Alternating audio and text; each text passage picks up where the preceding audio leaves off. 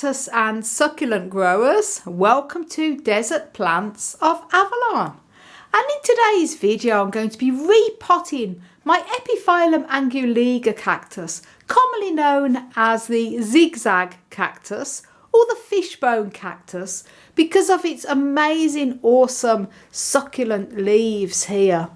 And this is a really amazing cactus that is from Mexico in its natural habitats, but it is actually an epiphytic cactus, and it's not your typical Mexican cactus with the desert environment and sharp spines. This is an epiphyllum, and although it can take sort of without water for quite a while, it's one of them ones that does need more moisture, and it's a very amazing ornamental looking cactus in itself, because the leaves, as you can see here, the succulent fleshy leaves, are an amazing sort of zigzaggy appearance to them. Absolutely amazing, and they make awesome hanging baskets as well. This zigzag cactus has gorgeous fragrant white flowers, usually sort of in the fall time for me, late summer, early fall. Gorgeous big white flowers that smell amazing. And this is a cactus I put out into the yard for the spring and summer months. I hang it out, and it's one I overwinter in the polytunnel in the winter months. I've actually had to take this zigzag into the house in my grow room to repot it, because it is absolutely freezing at the moment for February. We've had no spring-like weather whatsoever, and I know it's still winter, but it has just been so cold, and I just thought I can't bear to be in the polytunnel and repot this in the icy temperatures, so I've took it into repot. So this is why I'm repotting this one in the house. But it is one that is a beautiful ornamental cactus, and it's one of the epiphyllums that can take quite cold temperatures as well. As I say, I keep this at a minimum of 5°C in the polytunnel. I have it hanging up, and I keep it mostly dry over the winter. I say mostly because epiphytic cacti do like to have a little bit more moisture, well, a lot more moisture in their soil than the desert cacti do. But I keep my epiphyllums drier in the polytunnel because of the cool temperatures. If I had these indoors, I'd be giving them a bit of a watering at least once a month. But I do have to still give these a light watering every 6 weeks to 2 months over the winter in the polytunnel, because they don't like to go. They can go for months, the winter dry, but in my experience, they like a wee bit of water to stop them from looking very shrivelly. This was looking very shriveled a couple of weeks ago, and despite the cold weather, I had to give it a wee bit of water in the polytunnel, and it's really fattened up and look lovely now. Same with my other epiphyllums. And I want to give this a bit of a repot to give it a chance to settle into its new soil before the spring starts. This is desperate to be repotted, guys. Just look at that. It is very the soil is very dry, and which is meant to be at this time of year, as I mentioned, but when I do give it a bit of water, it's just like concrete. It needs to be repotted, and it's in this tatty old hanging basket that's well gone. I mean, look at that. It bears all the weather out in the spring and summer. And this particular zigzag cactus was gifted to me as a cut-in, one small cut-in, which is the original part of the cutting here, from my wonderful friend Chris Coyle here in Ireland. And Chris was very kind to give me a cut-in of this many years ago now, probably about 12 years ago. And it was from his original, well, his lovely big mother plant he has. And I managed to root it, and now it has grown into this lovely plant. And I do a video more or less every year on the flowers on this. It's gorgeous, just a lovely looking epiphyllum. So then what I'm going to be doing is, this hanging basket is long gone, and I'm going to be taking it out, and I'm going to be putting it into the next size hanging basket, which is this one here. So it's going to have a nice bigger pot there. And with my epiphytic cacti, I tend to use slightly different soil compositions with depending on what type of epiphytic cactus it is. With the Ripsalis cacti, such as such as this one here, Ripsalis paradoxa, then I would tend to use a bit more of a moisture retaining soil, that bit more peat, and sometimes even a bit of a houseplant soil, a bit of perlite and that. But with these type of epiphyllums, this one, the zigzag, does like to be a bit more drier.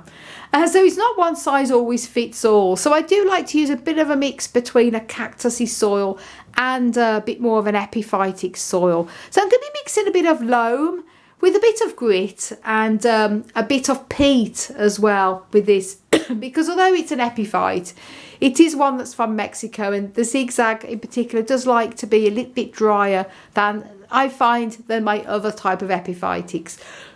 So I'm going to make them a soil mix. I'm going to show you what I use. And first of all, I'm going to get this beauty out of its old tatty hanging basket. Now this is the soil mix I've made up. I've got a mix of a bit of loam, peat, a bit of perlite and a little bit of grit in there as well. And usually with my desert cacti, I would use 3 equal parts of loam soil, LOAM, John Innes number 2, mixed with grit and horticultural sharp sand. But with the zigzag, because it's more epiphytic, it's an epiphytic cactus, but does also like to dry out still in between waterings. Then I've added a little bit of peat in here as well, so it's a bit more moisture retaining, and I've only used a smaller amount of grit, and I've added a bit of perlite for a bit of aeration, giving it all a good mix around. So now I'm going to take this out the pot, check the root system over, and then pot it up.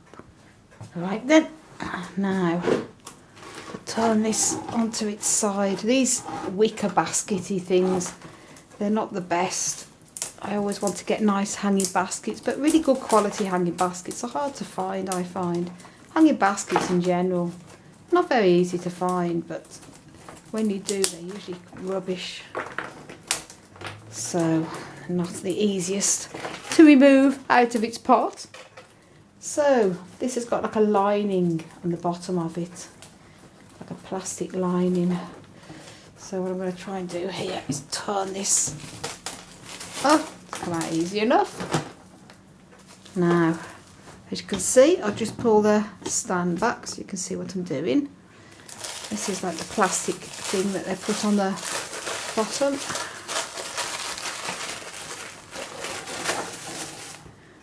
Now, when you get cacti out of the pots, it's always good to check over the root system to check there's no signs of any insect pests such as root mealybugs and vine weevils. And all looks pretty good. As you can see, it is very root bound, so it is very desperate for a repot. So that is going to love the next size pot up and all the fresh soil. Now, filled in the bottom of the pot there with a few inches of soil. I'm going to lift this beauty up and then carefully place it in like that, and I'm going to put it all the lovely fresh soil all around it. And just talk a little bit about how I care for this lovely epiphyllum, this lovely zigzag, a zigzag cactus. I would, as I say, I overwinter this one in the polytunnel. That kept at 5C, so like a minimum of 5C 41 Fahrenheit. You can certainly grow them in the house as well, and they will take overwintering both indoors and in a heated greenhouse or polytunnel in the winter. I do give it a slight bit of a water, as I mentioned, roughly every 5 to 6 weeks, just to stop the leaves from shriveling. But they can go, I mean, I know growers who don't give them a scrap of water over the winter if they've got them in their greenhouses. I even know people who grow them in unheated greenhouses in Ireland as well. I'm not sure whether Chris Coyle, who gave me this lovely cutting, whether he heated his greenhouse or not. But it's he's from his lovely mother plant, this cutting, the original cutting of this that I got, must be about 12 years ago. And then I was water it very regularly then from the spring and summer months. And I like to give it a week strength tomato feed with every third watering I give it from spring and summer. And that sort of helps to encourage the chances of the blooming in the late summer, early fall time. As I say, this one is a late summer, early fall bloomer for me. And I think it's pretty much like that for a lot of people with this particular plant. It seems to be more bloom towards the end of the summer into the fall. Beautiful white flowers. And the high potassium in the tomato feed does help to encourage more chances of blooming.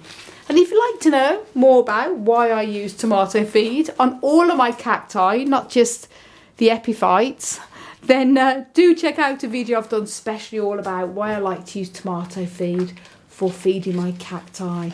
And give you lots of information on there on how I mix it up and everything. So watch that video. I'll link that video up above. So it's going to love this. Now, because it's dry, this plant, the soil is bone dry. And what I'm probably going to do now is, instead of putting it back into the polytunnel, we're going through a very cold spell at the moment for February. I know February it's still winter, but it's really cold outside, which is why I'm actually doing this repotting in the house, in the grow room here, instead of in the polytunnel. But I'm going to probably keep it in now. It's this late side of winter.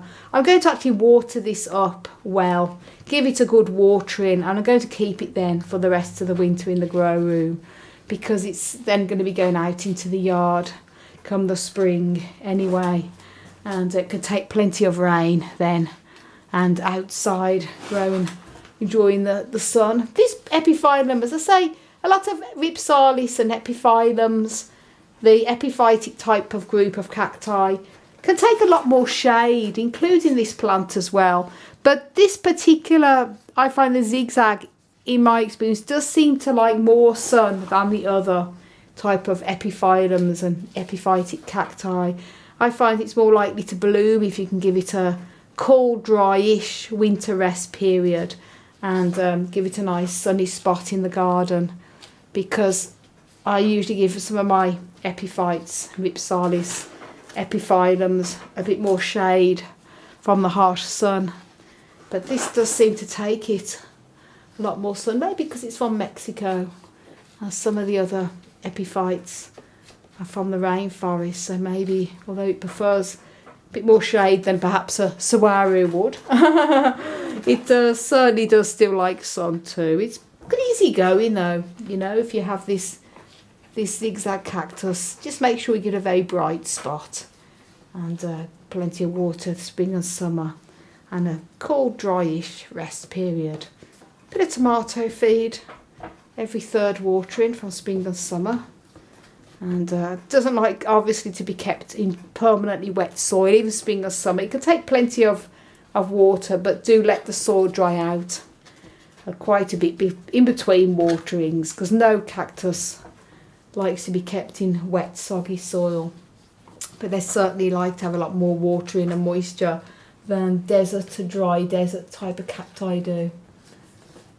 So there we go, that's that on there, all nicely potted up. Press it down, tap all the soil in. That's so needed to have a repot. So give it a bit of a tap there. To make sure all the soil is down. I'm going to give this a bit of a water now. With my normally with my cacti, especially with my desert cacti, I will leave them dry for about 10 days to 2 weeks before I'll start to water again. And the reason for that is I like the roots to settle into the new soil, and if you've done any damage to the roots, get a chance to repair themselves. However, with this zigzag, it's an epiphyte, and I know I've done very, very little damage to the roots at all, and I know I can water this up now. I'm going to be keeping it into the grow room here for the rest of the winter, because I've took it in now and I've repotted it, and I don't want to take it back out into the polytunnel where it's very cold, because it's got used to the warm house temperatures today while I've been doing this repotting. So I'm going to keep it in for the rest of the winter and then take it out when it's the spring back out again, because I like to take them out into the fresh air for the spring and summer months. So here we go, going to give it a nice big drink of water now. Here we go, nice big drink of water.